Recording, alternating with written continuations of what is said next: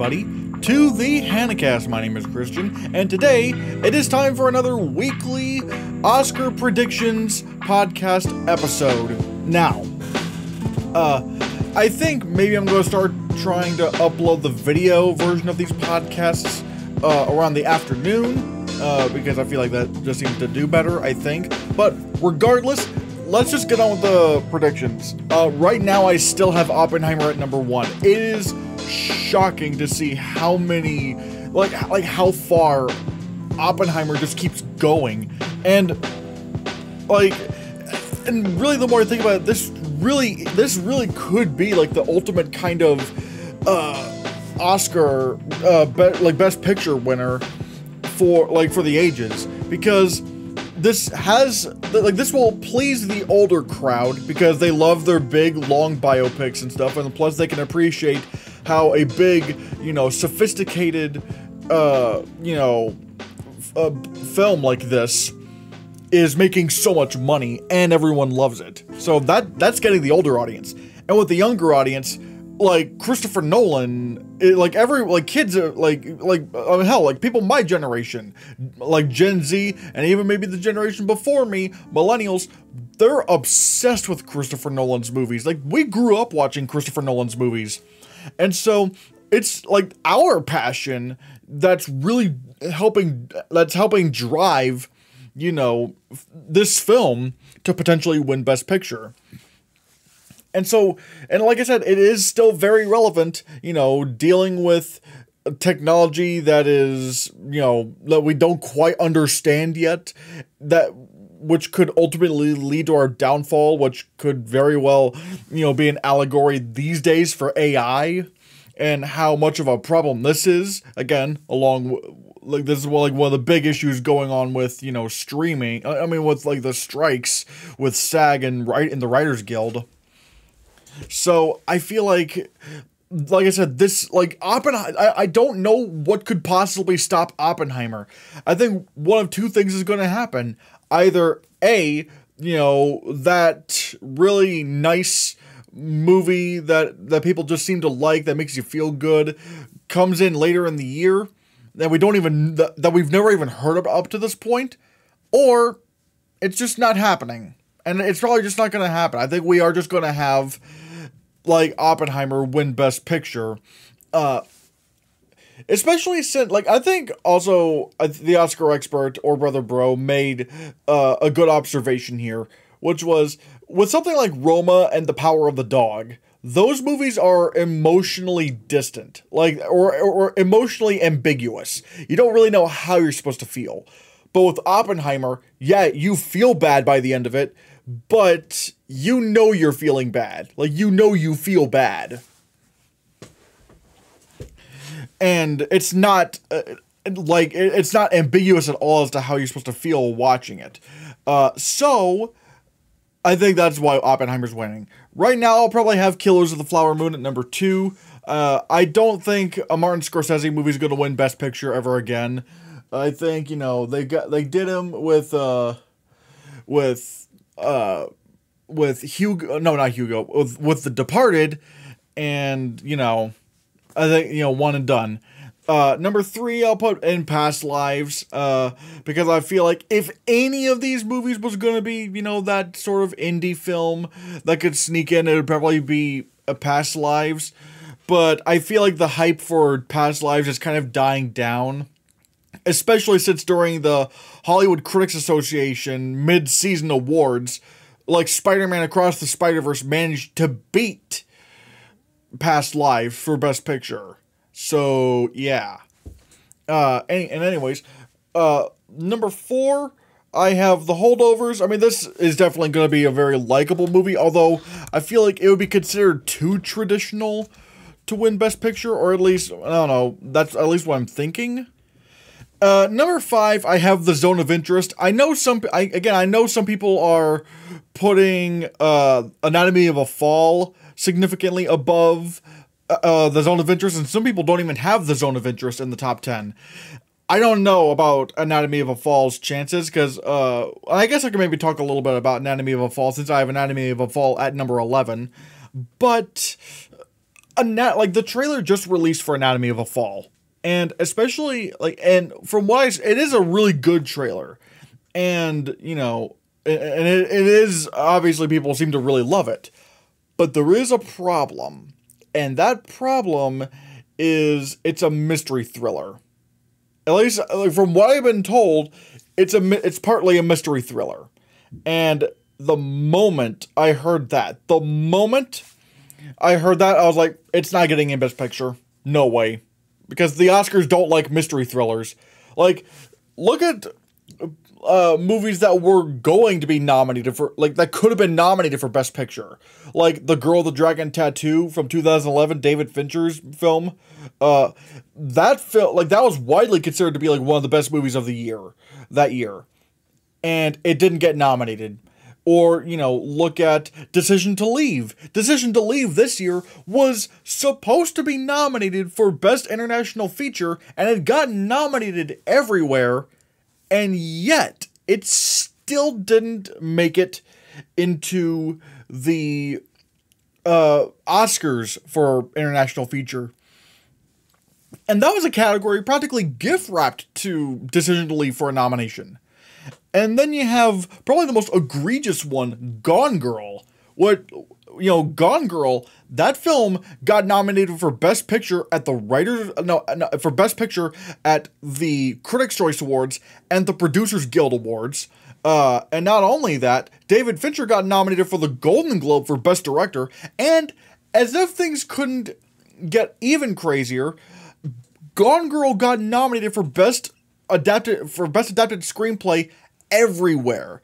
It made it in the top 5 for just plain Best Screenplay. There was, like, you know, because the Golden Globes for some reason don't have adapted or original.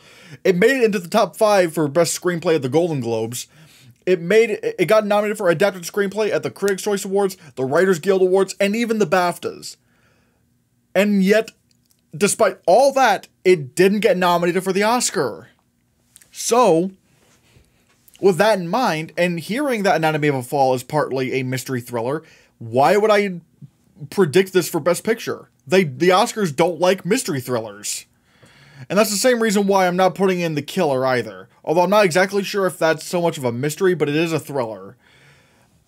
So, yeah, whereas The Zone of Interest, it is more kind of a traditional, at least from what I've heard, more of a traditional kind of Oscar baity film. Like, it is more experimental than Anatomy of a Fall, but, The Zone of Interest is a World War II film. It's about, you know, the Nazis in World War II. It's like, it's almost like a portrait of life during that time almost. I feel like The Zone of Interest just sounds more like an Oscar caliber film. And plus, when you look at you know, granted, you know, I don't know if this is enough of an argument, because I feel like the previous argument is good enough. But when you look at Rotten Tomatoes, when you look at the average rating, it's like 9 point something out of 10. Like, The Zone of Interest is like one of the best reviewed movies of the year so far. Which, granted, it only, you know, screened at Cannes, at the Cannes Film Festival. And it's going to, I think, show at TIFF and, Telluride, I believe. I hope I'm not wrong on that. But right now, I think The Zone of Interest is probably a safer bet for Best Picture than Anatomy of a Fall. Then, at number 6, I still have Air. People are doubting it, but I'm telling you, it is a very likable movie. A lot of people love it, me included, and I'm not. But granted, that my opinion is not the only thing that matters here. Because, again, like, a lot of people really do love this film. It's a very witty, very dialogue-heavy movie. It's a movie that's gripping people. It's more that older audience, sure, but that audience would absolutely put Air in Best Picture. So, at number 7, I have Barbie. This movie has just blown past $1 billion. It is going nuts at the box office. I still don't know if it can actually. I don't think it can actually win. I don't even know if it'll win adapted screenplay. I'm not even anticipating that. But I mean, I think same thing with like, you know, the Zone of Interest and Air. I think, except in reverse, the younger audience is gonna go nuts over Barbie. Like, Barbie isn't just gonna be in like their top 10. They're probably gonna put like the younger voters are probably gonna put Barbie at number 1. Like, this is gonna be a lot of the younger audiences, like the younger voters, like top 1 movies. So, yeah. Number 8, Dune Part 2. I've said this before and I'll say it again. I'm expecting Dune Part 2 to pull a Lord of the Rings The Two Towers, where it gets like, what? Like maybe like a few nominations, including Best Picture. But it's not going to perform anywhere near as well as the first one. So, yeah. And Spider-Man Across the Spider-Verse at number 9. I'm hoping that can still hold on like Barbie. Because like Spider-Man Across the Spider-Verse really, it is truly a remarkable film. So, oh man, like it is absolutely nuts. And what's crazy is that, you know, when looking at the fall lineup, I'm not really seeing anything that just kind of screams, oh yeah, Best Picture contender coming in. I don't see anything like that with the fall festivals. So we'll have to see about that. And because I took out Anatomy of a Fall out of the top 10, I put it at number 11. At number 10, I put The Color Purple back in because I'm sort of defaulting to that because I don't know what the fall festivals are going to bring. Like, what are the fall festivals going to do? So The Color Purple, I am just kind of defaulting that back to number 10. But I'm kind of expecting it to not really get in, but that's kind of because I don't really know what the other contenders are. Like number 12, I have Next Goal Wins. It is likable. It does seem to tackle some issues, regarding, you know, regarding indigenous people from, New Zealand. But again, I want to see what the reception is like for this film. But again, but to be fair, I'm not, I mean, or to be clear, I'm not saying this because of Thor: Love and Thunder. I've said this before and I'll say it again. Anyone who's doubting, Next Goal Wins purely because of Thor: Love and Thunder, like, they're just being stupid. I mean, if you have like legitimate reasons, like, I don't know if that, like, I don't know, like a sports comedy like this, I don't know, is gonna be as gripping to Oscar voters as like a, you know, Nazi Germany kind of comedy. Like, that's fine. But again, anyone just saying, oh, but he did Thor: Love and Thunder, so everything he does now is everything he's done is garbage. It's like, no, you're just an idiot. So, but I am keeping my eye on Next Goal Wins. Poor Things at number 13. Again, they pushed the release date to December, which is much more of a baity kind of release date for Poor Things. So I am very much anticipating this. 14, I have Saltburn. Again, I've said this before and I'll say it again. I need to see what the reception for Saltburn is like, because the sophomore filmmakers movie could go either direction. You could have a Greta Gerwig situation where we have like a Lady Bird and a Little Women, or you could end up like a Florian Zeller where he goes from the father to like what? What was it? The son? Ugh. So I need to see what Saltburn is gonna be, what Saltburn's gonna be like. Mid-December, I have a number 15. It's gotten pretty good reviews so far. I don't know if it's gonna, like, I don't know enough about this movie. They haven't even released a trailer for it yet. But so from what it sounds like, it doesn't sound too much like an Oscar contender. Foe, I have at number 16. I think this is the one that's being directed by Garth Davis, who directed Lion, which was a big Oscar film. But again, is this going to get nominated for the Oscar for Best Picture? It seems like it's going to be like a sci-fi drama, which I don't know if that screams Oscar contender, but who knows? We'll have to see how this works out. Then we have number 17, which is The Killer. Again, that's David Fincher's movie. I have it all the way down here because it is a what's the word I'm looking for? It is like it is a crime thriller. It is a mystery thriller, and so I don't really again I don't think it's going to get in. Number 18, I have All Dirt Roads Taste of Salt. The trailer looks phenomenal. I want to see it. It's gotten really good reviews, but no one's talking about it. And this sounds like a movie that would get in. This sounds like a movie that would get into Best Picture, yet no one's talking about it. I'm wondering if, actually, let me see here in a bit. Here's hoping, it does, it makes a bigger splash at the New York Film Festival, because this just sounds like a movie that could be a Best Picture contender. Like this, like everything about this, like it's about, like I'm reading this is off of Wikipedia, the, what is it called? The plot synopsis. And it says, the film charts the growth, loves, and heartbreaks of a black woman in Mississippi from her childhood through her adult years. And it's being produced by Barry Jenkins, who, obviously we all know him from, Moonlight. And it's like, and again, you look at the trailer, it's so good. And it just sounds like an Oscar contender, yet I don't know if it's going to be one. Because no one's talking about it. I really hope people will start talking about it more. And then we get to number 19, where I have Maestro. That's the new Bradley Cooper movie, where he's playing Leonard Bernstein. And I saw the trailer, and I'm not gonna lie, this movie does not look all that great. In fact, I'm kind of, like, I'm not saying it's going to be as bad as this movie I'm about to mention, but the trailer gave me strong Blonde vibes. And what I mean by that is, like, it's just a bunch of, like, it's mostly just music playing alongside audio-less clips of stuff throughout the protagonist's life.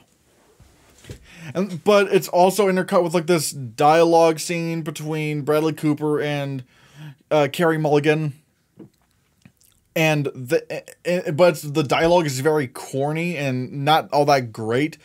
I think my concerns over the sophomore filmmaker are probably going to be happening with Maestro. I don't think it looks all that good.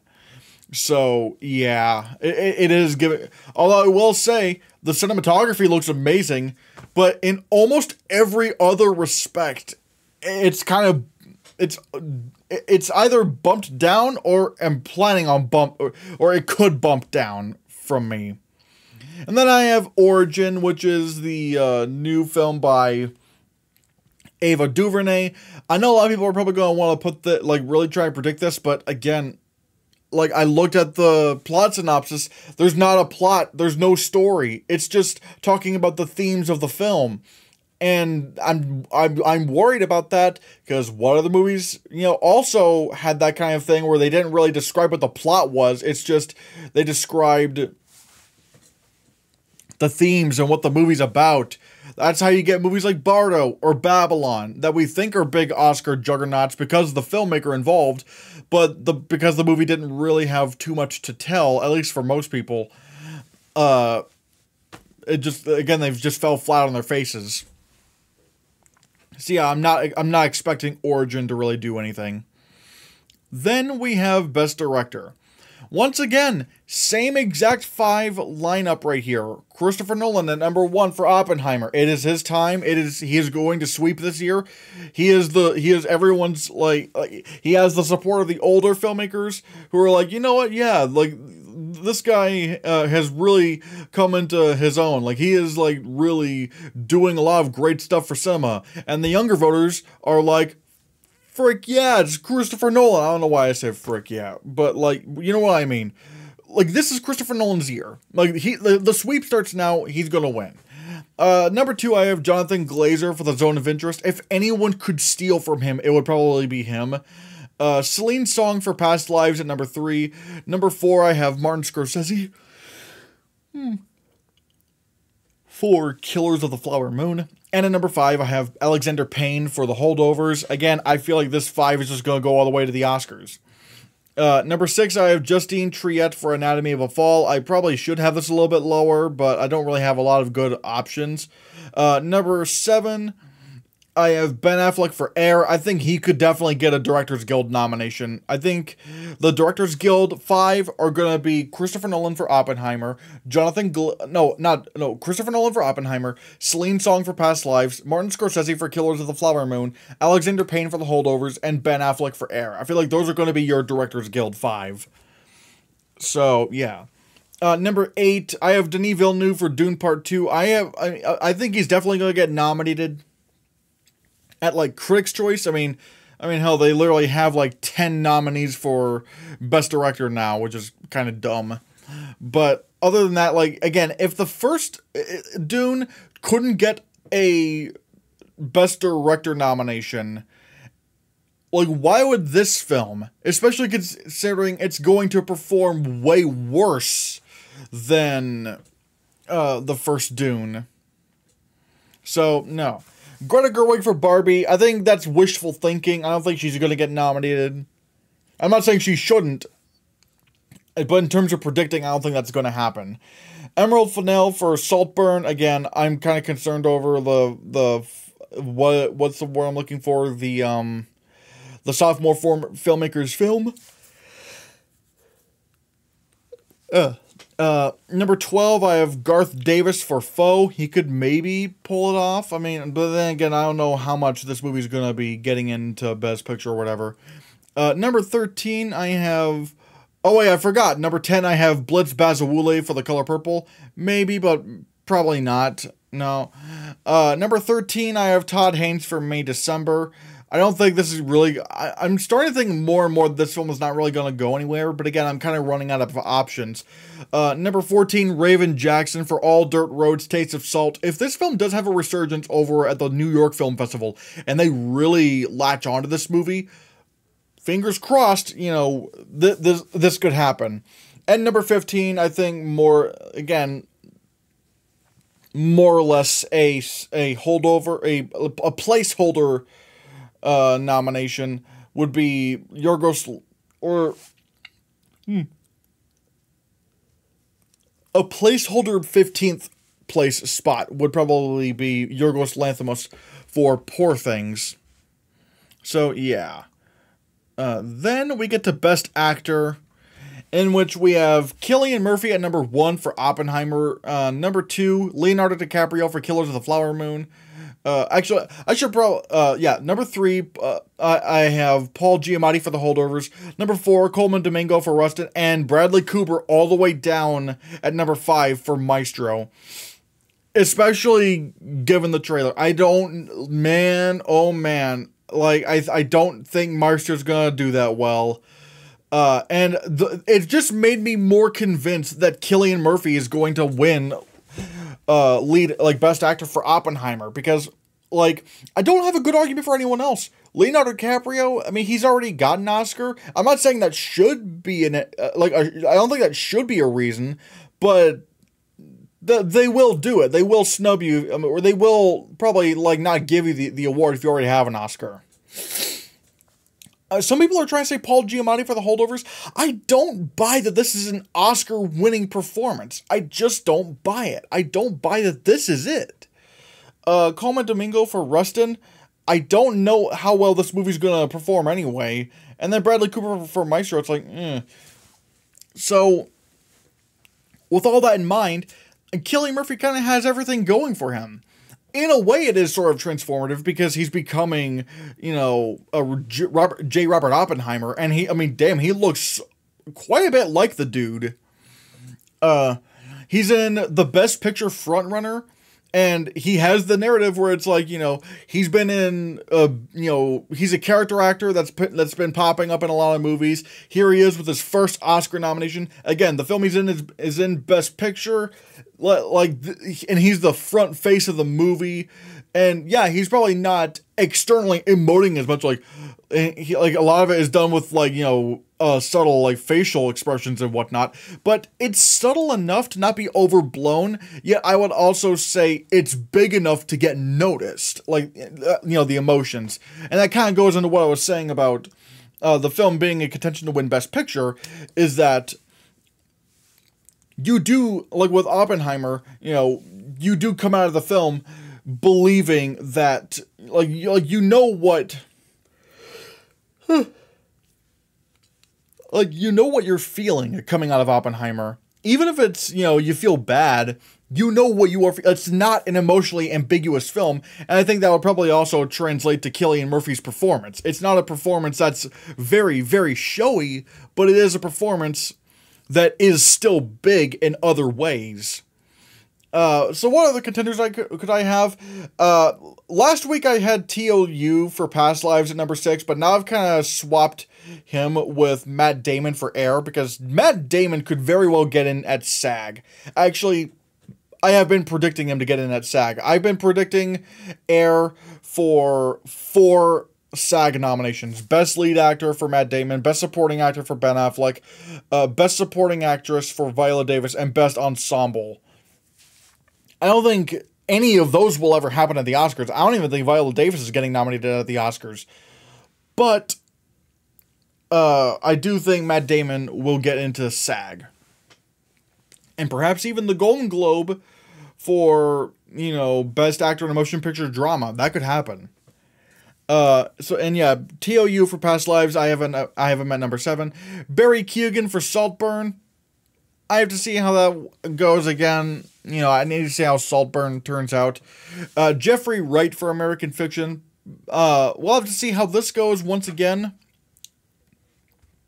But it is a biopic, and sort of like Cillian Murphy, he is like this character actor that is now having like the force, like the forefront in a film. So maybe that could be the case.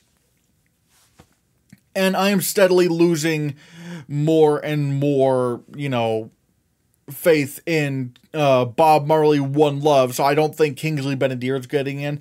I will say, I think One Life with Anthony Hopkins in One Life could maybe happen.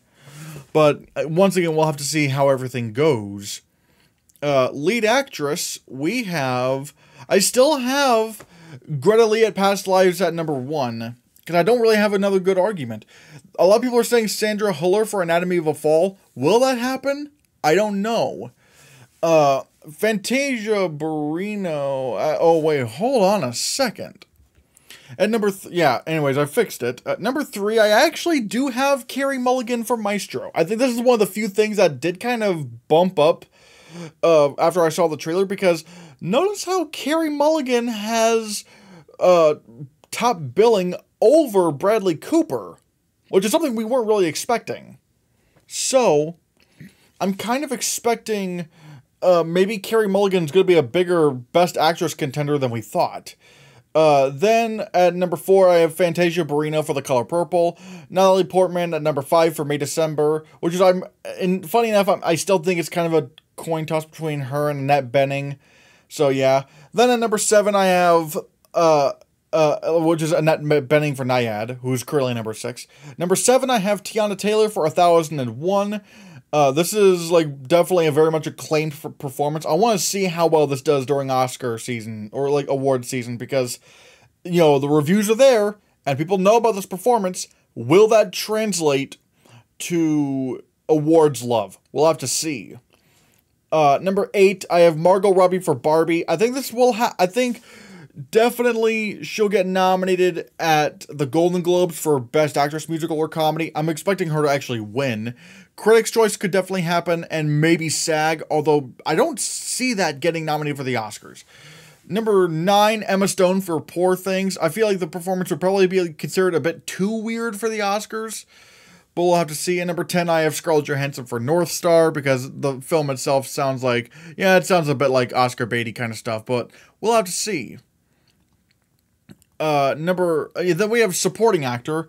Once again, same top 5 I had last week. Number 1, Robert Downey Jr. for Oppenheimer. Number 2, Ryan Gosling for Barbie.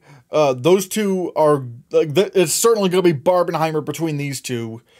Number 3, Dominic Sessa for The Holdovers. I feel like this is just the right kind of supporting actor nomination to strike. Number 4, Robert De Niro for Killers of the Flower Moon. And number 5, John Magaro for Past Lives. Once again, I feel like this is a pretty strong lineup. Although, if any of these could be bumped, I wouldn't be surprised if Robert De Niro underperformed. So we'll have to see about that. Number 6, I have Charles Melton for May December. Number 7, Ben Affleck for Air. Number 8, Glenn Howerton for Blackberry, because, again, he would have to be like a Brian Tyree Henry in Causeway to get nominated, because, like, no one's talking about him right now, although the people that have seen Blackberry are like, he deserves it, so who knows. Number 9, Jesse Plemons for Killers of the Flower Moon. And number 10, Mark Ruffalo for Poor Things. I don't really have much to say here with supporting actor. It seems kind of like, it's it's actually almost exactly similar to what I had last week. There's just not really much to talk about, because, like, there's nothing, left. Like, there's nothing much here. Then we have supporting actress, where I have Lily Gladstone for Killers of the Flower Moon.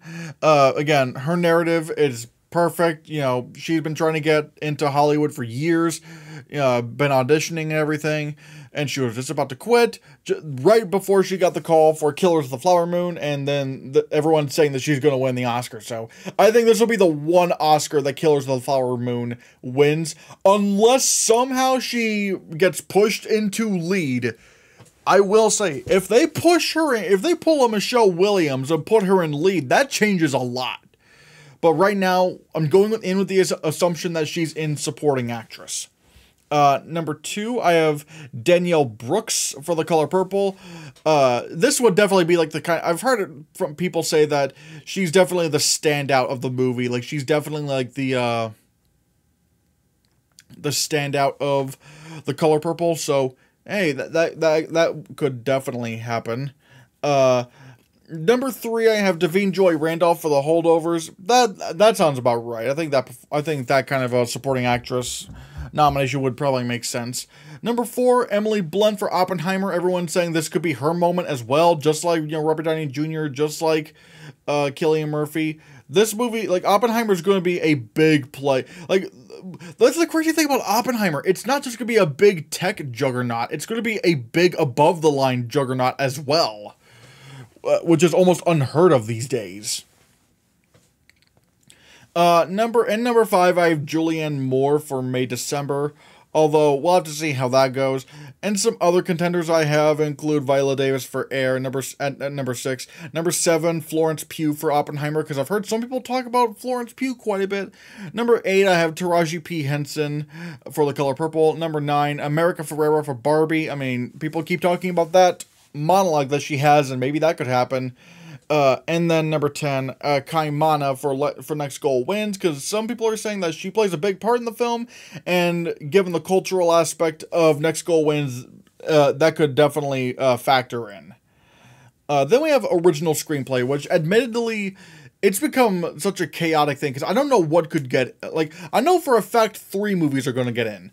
Past Lives is going to win, Holdovers is going to be nominated at number 2, and at number 3 is going to be Air. The other 2, I think, are just up in the air completely. Right now, I have May December at number 4 and Anatomy of a Fall at number 5. But again, they don't like mystery thrillers with Anatomy of a Fall, so it's vulnerable. But at the same time, I don't really have a good argument for anything else right now. There is Saltburn at number 6, but again, I need to see how that movie performs. I need to be proven this movie is not just another, kind of mid-sophomore filmmaker's movie. Number 7, I have Asteroid City, Wes Anderson. I don't think it's going to get nominated, but again, The French Dispatch got in at Writers Guild, which is a pretty tight race. Or I should say, like, if The French Dispatch got in at Writers Guild, that means it got somewhat close to getting nominated for the Oscar. So there's that. All Dirt Road's Taste of Salt at number 8. Again, we'll have to see how this performs at New York Film Festival. Number 9, About Dry Grasses. Number 10, Joyride. Number 11, Flora and Son. Number 12, Rustin. Number 13, Fair Play. Number 14, Maestro. And number 15, The Creator. Again, most of these are just like placeholders, because I don't know what else could possibly creep in. But we'll have to see. And again, considering Maestro, I just think it might be way worse of a contender than we're thinking. Then we get to adapted screenplay. Once again, same exact top 5 I had before. Oppenheimer at number 1, Barbie at number 2, Killers of the Flower Moon at number 3, Zone of Interest at number 4, Spider-Man Across the Spider-Verse at number 5. I think, I don't really know what could possibly beat Oppenheimer for screenplay. Some people are saying Barbie, but it's like, I don't know if Barbie will win adapted screenplay. That's a whole other can of worms. But, so right now I kind of have to just default to Oppenheimer. And again, I'm keeping in with, Spider-Man Across the Spider-Verse, because if Spider-Man Across the Spider-Verse is getting nominated for Best Picture, it's going to get nominated for adapted screenplay. I don't know why people are predicting Spider-Verse for Best Picture without a screenplay nomination. You can't, Up and Toy Story 3 both got screenplay nominations. You have to get those two. You have to get one of those screenplay nominations to get nominated for Best Picture if you're animated. Number 6, I have Dune Part 2. That could perhaps happen. I think it'll definitely get nominated over at the Writers Guild. Number 7, Next Goal Wins. It's a sports comedy. It could maybe get it, especially if there is something more to it than just, the sports comedy. Poor Things at number 8. The Oscars do like their weird screenplays, so that could maybe happen. Are You There, God? It's Me, Margaret. It flopped at the box office despite being one of the most critically praised films of the year. This would have to be a lifesaver nomination. This would have to be oh my god, they actually went for it. But yeah. Foe at number 10, because again, the Garth Davis, that could maybe happen. But again, I just need to see what kind of movie this exactly is. Blackberry at number 11, Dumb Money at number 12. I mean, again, I'm not counting out Dumb Money as much as people are saying it's going to be stupid. Because again, it comes from the director of I, Tonya, so I think there's a chance this could actually turn out to be pretty good, or really good, actually. Number 13, I have Nyad. Number 14, I have The Killer. And number 15, I have The Burial. Those are mainly just placeholders. I probably would want to have The Killer above Nyad. So, yeah. Then we get to cinematography. Cinematography, we have Oppenheimer at number 1, Dune Part 2 at number 2, Killers of the Flower Moon at number 3, About Dry Grasses at number 4, and number 5, Maestro. The cinematography in Maestro looks unbelievable. It looks really, really good. So I think that could definitely make a good argument for a nomination. What are some other contenders? Again, number 6, I have El Conde. That could happen, maybe, but yeah, we'll have to see how that works. Number 7, I have Poor Things. The Favorite got in, but we'll have to see how this turns out. The Zone of Interest, maybe. I have it number 8.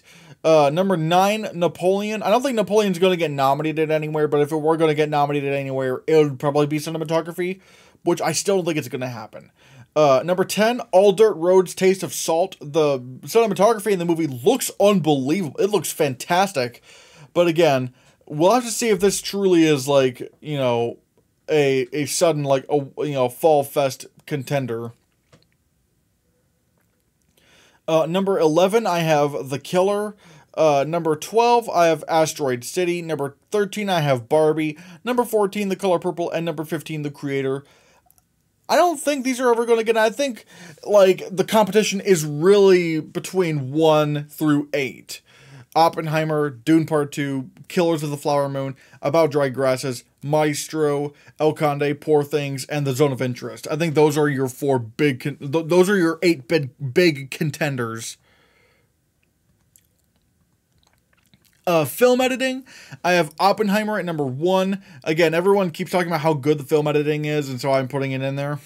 I think it's going to win. Dune Part 2 at number 2, I think is going to get nominated, but I don't think it's going to win. Air, I know people are doubting Air for film editing at number 3, but it could definitely happen. It is one of those, very stylized, edited movies, so Yeah. Killers of the Flower Moon at number 4. This is an easy nomination. I think this will easily happen. And then I'm thinking maybe the Holdovers could get it at number 5, like the Banshees of Inisherin. Again, other contenders. Number 6, I have The Zone of Interest. Number 7, I have Barbie. Because you gotta watch out for at least 1 or 2, like, comedy, edited comedy movies. So we'll have to see. Number 8, Past Lives. Number 9, Anatomy of a Fall. Number 10, The Killer. Number 11, Spider-Man Across the Spider-Verse. Again, I've always said this. Animated movies are not ineligible for getting nominated for film editing. I hope Spider-Man Across the Spider-Verse gets nominated for film editing. Although it is a bit of a tough road, because while they are eligible, they've never been nominated before. Never once. Not at the Oscars, no, in any case. So, we'll have to see. I'm hoping this happens, though. And with The Killer at number 10, even if The Killer doesn't get nominated for Best Picture, some text could happen. Some text could happen. It could maybe get in for sound or film editing, so, yeah. Number 12, The Color Purple. Number 13, I have Ferrari. I don't think Ferrari is going to perform as well as people think. I think this movie is just going to get goose-egged. Number 14, I have Maestro, and at number 15, I have Saltburn. And so I'm not very confident in 14 or 15, so, Then we get production design. And I have made a bit of a change. Number 1, I have Barbie. Number 2, I have Dune Part 2. Number 3, I have Killers of the Flower Moon. Number 4, I have Oppenheimer. And number 5, I have Poor Things. Barbie, I feel like, is just, like, the big production design achievement of the year. Like, everyone's talking about the production design. We've all seen, the behind-the-scenes stuff where it's like, look how much attention to detail there is in Barbie Land. This is just screaming a production design win. Number 2, we have Dune Part 2. I think, again, easy nomination, but I don't think it's going to win again. Killers of the Flower Moon at number 3. Oppenheimer at number 4.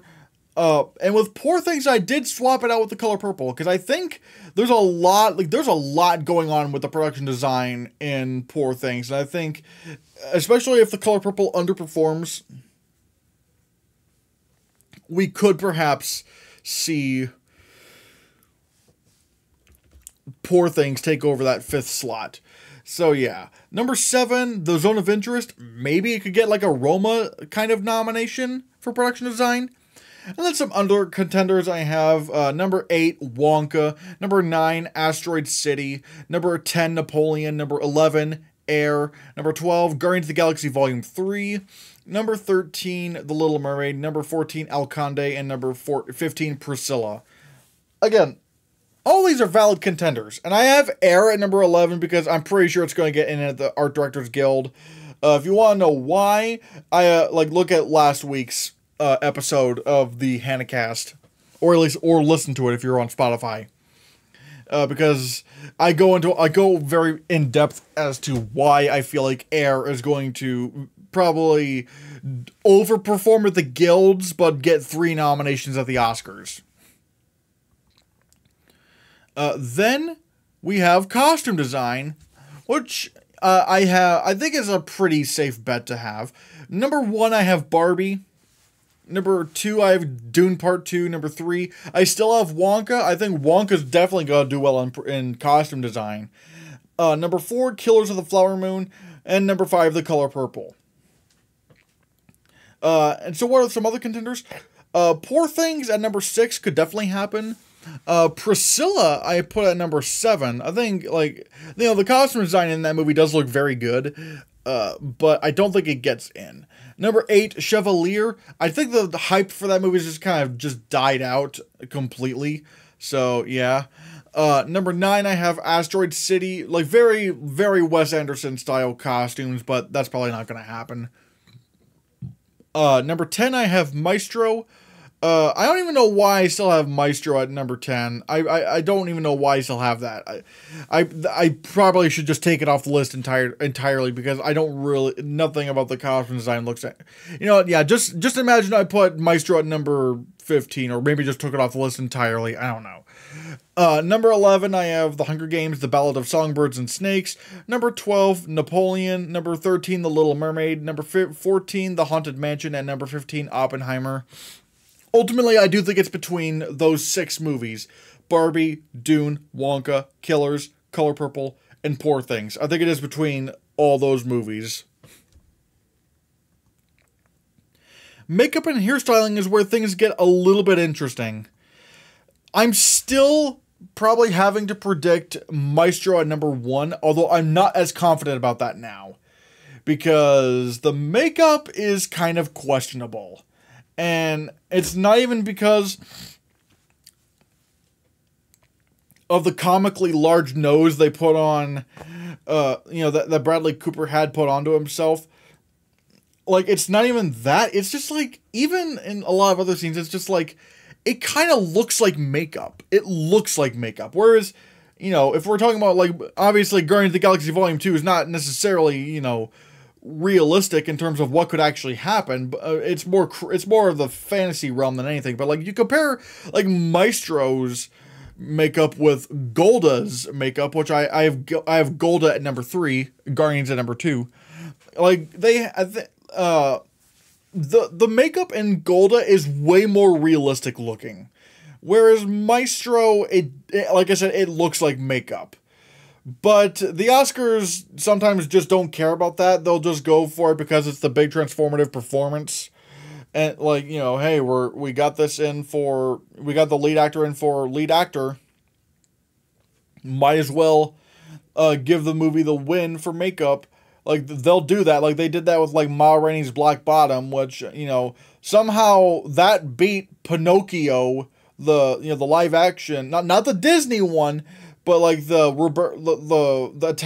Italian live action film that came out in 2020 should have won over Ma Rainey's Black Bottom, but they didn't because Viola Davis was, like, the big transformative performance. I think they'll still probably do that with Maestro. Although I would love it if Guardians of the Galaxy Volume 3 won. Like, I feel like having seen, like, I think, I think Dune's gonna get nominated easily. Golda's gonna get nominated. I have Golda at number 3, Dune at number 4, and John Wick Chapter 4 at number 5, because I feel, again, people are sleeping on the whatever his name, like the Scott Adkins character. That's not what Scott Adkins looks like. They made it in the movie. They made him into, like, this big fat gangster, and that's not what he looks like. And people don't realize that that's Scott Adkins. And I think that could definitely happen. But out of these 5 films, I would most like it if Guardians of the Galaxy Volume 3 got the win, because it's doing the most with the makeup. It's, like, so creative, so innovative, and imaginative. I think Guardians of the Galaxy should win. And I think it probably will win at the Makeup and Hairstylist Guild Awards. I think it's probably going to sweep. It's probably going to win, period character makeup, period character hairstyling, and then special effects makeup at the Makeup and Hairstylist Guild. So it deserves to win, but I don't think it's going to. So, yeah, because again, they'll probably just go for the big transformative performance, which is in Maestro. That is, if Maestro actually gets nominated. That will be interesting to see if Maestro actually ends up getting snubbed. But yeah, Poor Things I have at number 6. There's some good makeup in there. I like that.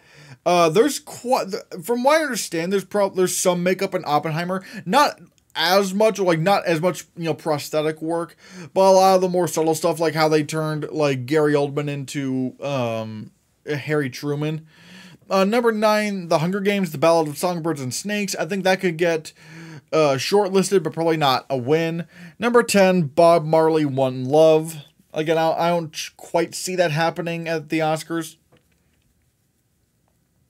Beau is Afraid, I have at number 11. Rustin, I have at number 12. Number 13, Killers of the Flower Moon. Number 14, Barbie. And number 15, The Last Voyage of Demeter. Which, granted, that number 15 slot's just kind of, you know, a placeholder.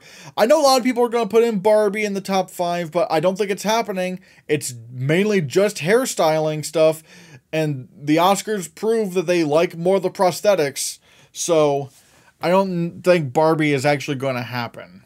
I would be kind of surprised if it got shortlisted, to be honest. Then we have visual effects. It's the same, you know, top 5 I had before. I have number 1, Dune Part 2. This is going to be the one award it wins. Number 2, The Creator. Number 3, Guardians of the Galaxy Volume 3. Because with The Creator at number 2, this is easily the kind of film that would get nominated for visual effects. And plus the budget was like relatively low, like only like 80 something million dollars, and it looks this good. So yeah, I think it's gonna get nominated. And then Guardians of the Galaxy Volume 3, they always manage to nominate Marvel every year. And I think out of all the movies this year, Guardians of the Galaxy Volume 3 is the most likely. Number 4, The Little Mermaid. I think people are sleeping on The Little Mermaid. You look at the behind-the-scenes photos and the behind-the-scenes footage, there's so, like, the before and after shots are pretty shocking to what they were able to pull off. So much so to where I'm convinced, like, almost the entirety of the mermaids, including their faces, were CGI. Because, like, so much, like, there's a lot going on. And then I have Spider-Man Across the Spider-Verse at number 5. This, the animation truly is groundbreaking. Not just pretty, like Guillermo del Toro's Pinocchio or Soul. This is truly groundbreaking and stuff that I couldn't even imagine you doing. So I think Spider-Man Across the Spider-Verse could definitely get in. Number 6, I have Rebel Moon. I'm becoming less and less confident in the visual effects of Rebel Moon, although the trailer is going to be coming up this Tuesday, so hey, when it comes to next week's video, you'll have my updated thoughts on how well Rebel Moon's going to turn out for visual effects. Number 7, Indiana Jones and the Dial of Destiny. This is not impossible. I mean, though, I'm not gonna lie, this year has been pretty weak for visual effects, so if they wanted to just go back to Indiana Jones, they could. I looked at the trailer for the Marvels at number 8. The effects just don't look all that great. Other than the cats, I guess. Other than the cats, all the other effects look kind of mid, and I'm not the kind of person who hates Marvel CGI. Like, I'm the guy who defends Black Widow's visual effects because, alright, yeah, did those 1 or 2 blue screen shots around the end not look all that great? Sure. But that doesn't have but why should 2 shots affect, like, a 2+ hour movie? It's ridiculous. If you're letting 2 shots that have kind of weak green screen get in the way of a 2+ hour film that has so much more going for it, then you're just trying to be a hater, I think. So I'm the nice guy when it comes to Marvel CGI. And even I'm saying the Marvels is not impressing me so far. So, like, even the first Captain Marvel I thought was significantly more impressive. So, yeah. Number 9, Ant-Man and the Wasp: Quantumania. This is definitely more hit or miss. There's a lot of really good stuff in this movie in terms of visuals, and there's a lot of very questionable stuff. So, yeah. Number 10, Oppenheimer. I think it's going to get shortlisted because it's the big Best Picture contender, but I don't really think it's going to get nominated. Like, there's literally a video where they recreated where it's like, we recreate the visual effects of Oppenheimer in, you know, like, we recreate the visual effects in Oppenheimer ourselves, homemade, and it's just like, it just looks it looks very simple, and it's probably not going to get nominated. So, yeah, I don't think Oppenheimer is going to get nominated. I really don't. Number 11, I have Transformers: Rise of the Beasts. I kind of have to default to this because it's like, it's a weak year. It's not a very good year for visual effects, at least from what we're seeing right now. Unless there's, like, some big, like, prestige film that we don't even know about that has like pretty amazing visual effects. I just don't see, like, I think we might just default to like Transformers again. At number 12 I have Dungeons and Dragons: Honor Among Thieves. Maybe, but I'm not, but again, the visual effects didn't wow me as much as I thought they would. Number 13 I have Gran Turismo. Because it's Neil Blomkamp. His films are very visual effects heavy, and this film probably might not be any exception. Because, he directed District 9, it got nominated for visual effects. Elysium got shortlisted, and Chappie didn't get shortlisted, at least not in the top 10, but it wasn't really about the quality of the effects in Chappie as much as there was the competition there was in 2015 was just insane. So yeah, Wonka I have at number 14. I don't know, maybe. I think maybe the most they have going for them is like the Oompa Loompa played by Hugh Grant. So yeah. And then at number 15, I have Aquaman and the Lost Kingdom. Aquaman's never going to get nominated for visual effects because the Oscars never go for the DC Universe stuff. But again, I just kind of default to this because nothing else is really standing out to me. Then we get to Best Sound, in which we have Oppenheimer at number 1. This is actually, this is the exact same top 5 I had last week. Number 1, Oppenheimer. It's the big sound achievement of the year. Everyone's loving the sound. It's gonna win. Dune Part 2, I have at number 2. Killers of the Flower Moon, I have at number 3. Spider-Man Across the Spider-Verse at number 4, because the sound work in that movie is unbelievable. And like I said, I don't think there's really any audio issues, at least none that I experienced. And that's probably because the theaters just did not calibrate the film right. And the filmmakers and the studio literally told the theaters how to calibrate the movie in terms of calibrating the speakers so that they could play the film correctly. The theaters didn't listen, which messed with the sound mix of the film, and then everyone complained, and so that just pretty much forced the people behind Spider-Man Across the Spider-Verse to remix it. So it really sounds like it was more of a theater issue than the actual issue with the movie, because they told them how to calibrate the speakers. They told the theaters how to calibrate the speakers. They didn't listen, so it's kind of on them. And Color Purple, it's a musical, so why not?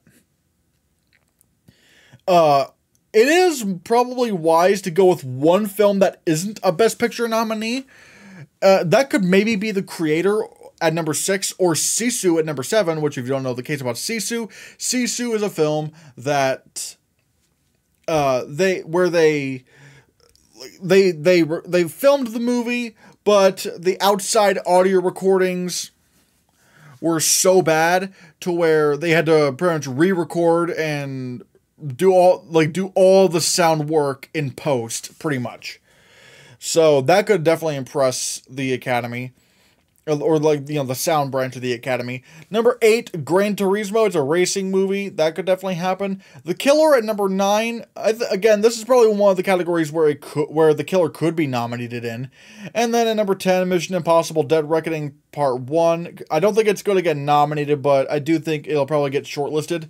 And then some of the other contenders, we have Zone of Interest at number 11. Ferrari at number 12. I think Ferrari is just not going to get in anywhere. Napoleon at number 13. It's a war movie, so maybe. Indiana Jones: The Dial of Destiny at number 14. And at number 15, I have Chevalier. Then we get to Best Original Score, in which I have, once again, the same exact top 5. Number 1, Oppenheimer. Everyone's buzzing about the score in Oppenheimer. The score is really, really good, and people are saying it's Ludwig Göransson's best, so why not? Number 2... Oh, wait, hold on a second. Number 2, I have Spider-Man Across the Spider-Verse. And I have it at number 2 because, really think about it, it's the music in Spider-Verse is like, it is like one of the characters in the movie practically. Like, it is insane how much the music is driving that film. And so if Oppenheimer could have any kind of run for its money, it would be Spider-Verse.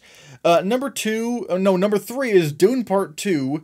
I don't think it's gonna win. It's probably just gonna be mainly more of the same from what we heard the first time. But yeah. Elemental at number 4. I think Elemental, it has a very, very good score. And it's a very unique score, so I think that could happen. And then Indiana Jones, The Dial of Destiny at number 5, because John Williams. And then the other contenders are mainly the same,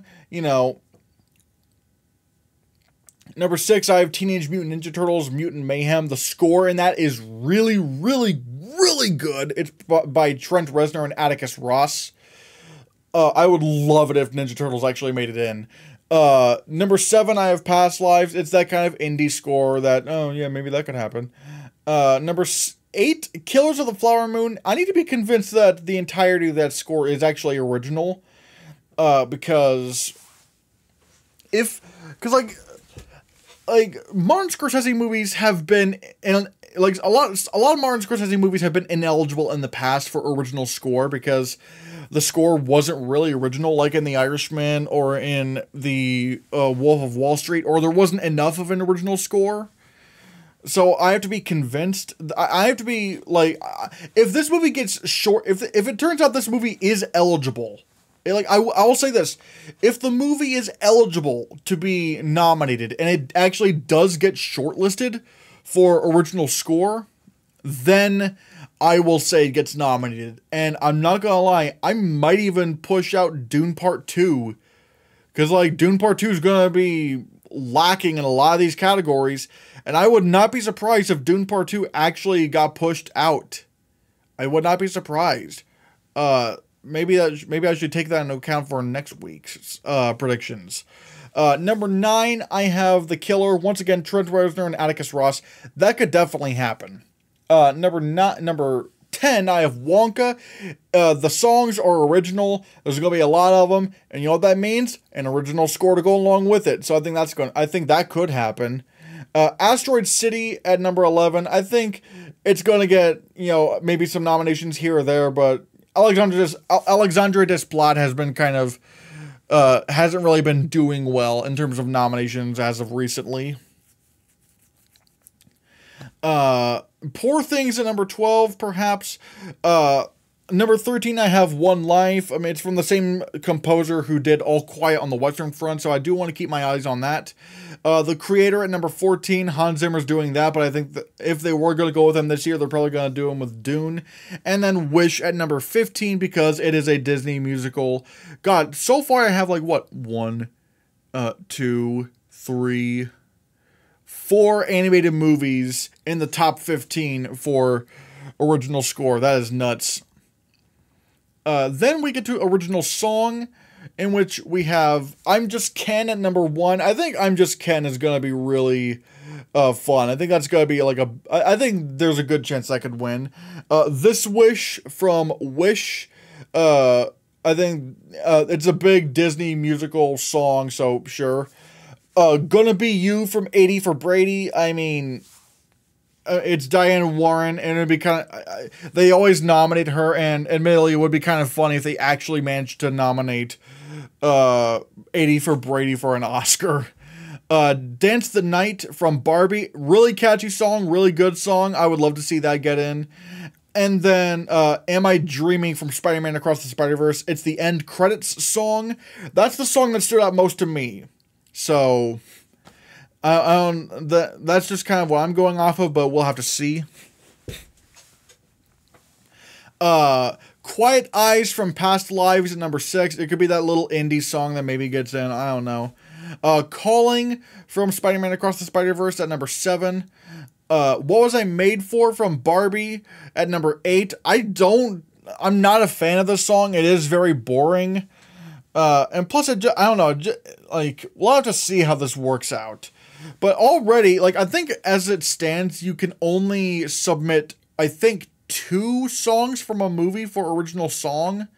So, like one of these is going to have to move, unless the limit is 3. I'm not exactly sure. I think it's 2. It could be 3. I don't know. But if it is 2, one of these is going to have to go, and I'm thinking, I want to believe they would push out, What Was I Made For from Barbie, but we'll have to see. A new addition at number 9 is Road to Freedom from Rustin, which I think the Oscar expert kind of put this best. It's, there's always a movie about, civil rights that's going to have an original song in there. So I think that does kind of check out. I wouldn't be surprised if it got in like Critics' Choice or something like that. Peaches from the Mario movie, I would love that if that happened. I didn't even like the Mario movie, and I would love for Peaches to get nominated, but it seems like an uphill battle at this point.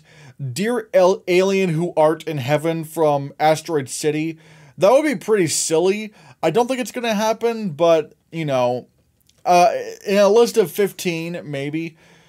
Steal the Show from Elemental, I think there's a chance it could get shortlisted, but again, right now, in terms of a nomination, I don't think it's going to do much. Spinning Globe from The Boy and the Heron, I don't know. Mainly a placeholder, I guess. And then number 14, I have something from The Color Purple. We don't know what original songs are in The Color Purple. So, yeah. And then at number 15, I have something from Wonka. We don't really know what the songs are going to be from Wonka, although there's probably going to be at least one song nominated. I don't know. We'll have to see. And then we get to the last category here, and that is Best Oopsies. Sorry about that. We get to, Best Animated Feature. The last category we're going to be talking about. Again, Spider-Man Across the Spider-Verse, this is its category. It's going to win. It's so easy. This is probably the most predictable category of the night. And I still think Teenage Mutant Ninja Turtles Mutant Mayhem as number 2 over The Boy and the Heron. I mean, wow. The reviews are through the roof. It has like a 97 on Rotten Tomatoes with over 200 reviews. That is nuts. So I think, like, Mutant Mayhem is, again, it's just going absolutely insane. So, yeah. Number 3, we have The Boy and the Heron. It's Miyazaki. He's probably going to get nominated. Number 4, Chicken Run, Dawn of the Nugget. I think that's definitely happening. And then at number 5, I have, because with Chicken Run, it's Aardman. They always get nominated, or at least they get nominated more times than not. Like, they got nominated for the Pirates Band of Misfits and both Shaun the Sheep movies. And I think even Early Man could have made an argument for a nomination because it didn't get nominated for the Oscar, but it did get nominated at the Annies. So it got pretty close, it seems. So there is that. And then at number 5, I have Nimona. I think this is like, it definitely is like a movie that has a lot, that is very heavy, and yet very silly as well. So I think it's definitely happening. Number 6, I'd say The Peasants. It's from the same director of Loving Vincent, so maybe that could happen. And I keep saying this. Number 7 is Elemental. Number 8 is Wish. I don't think those movies are getting in. I do not care if one or two of the, I will say, unless Wish somehow surprises and manages to not be a very bland, bleh movie. And it actually, because one thing, again, I've always said this, you pretty much need to get into the 90% range to be nominated for Best Animated Feature if you're Disney. Because we've seen some of those snubs in the past, or maybe even perhaps an 85% or more. Something like some upper 80s to 90s. Because, look what happened with, Monsters University. Look what happened with The Good Dinosaur, Cars 3, Frozen 2. All movies that probably could have gotten nominated for Best Animated Feature, and some of them were even, very much predicted. But ultimately, they didn't because they didn't cross that, high 80s to 90s threshold. So Elemental's definitely out. And unless Wish somehow surprises, it's probably not going to do that either.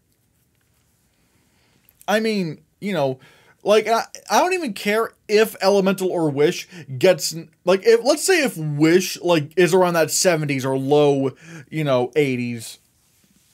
I don't care if Elemental or Wish gets in at the Golden Globes, Critics' Choice, BAFTAs, and Producers Guild. I don't care. I'm not going to predict them because we've been, like, they have a high, the animation, like, the Oscars have a high standard for Disney. A very high standard. So, yeah. Then at number 9, I have Suzume. So I don't think it's going to get nominated, even though it is one of the, like, highest critically reviewed animated films of the year. They just don't go for that studio. Ernest and Celestine I have at number 10. It's Ernest and Celestine: A Trip to Gibberitia. We'll have to see how this I do want to see how this turns out. Although I still don't think it cracks into that top 5. Like that top 5, Spider-Man, Ninja Turtles, Boy and the Heron, Chicken Run, and Nimona. It just sounds like a good top 5 to have. And then at number 11, we have Robot Dreams. I don't think it's gonna get nominated, but yeah. And then the last 4 are literally just like fillers for like the 15. Like to have 15 movies, which are Trolls Band Together at number 12, number 13, the Super Mario Brothers movie, number 4, Migration, and number 15, Ruby Gillman, Teenage Kraken. No, absolutely not. These movies are never happening.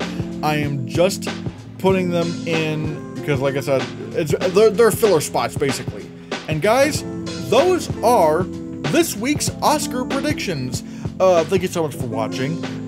Be sure to like this video. If you haven't already, subscribe to the channel, or the YouTube channel, or subscribe to the podcast. Because if you don't, maybe you will get a big prosthetic nose on your face.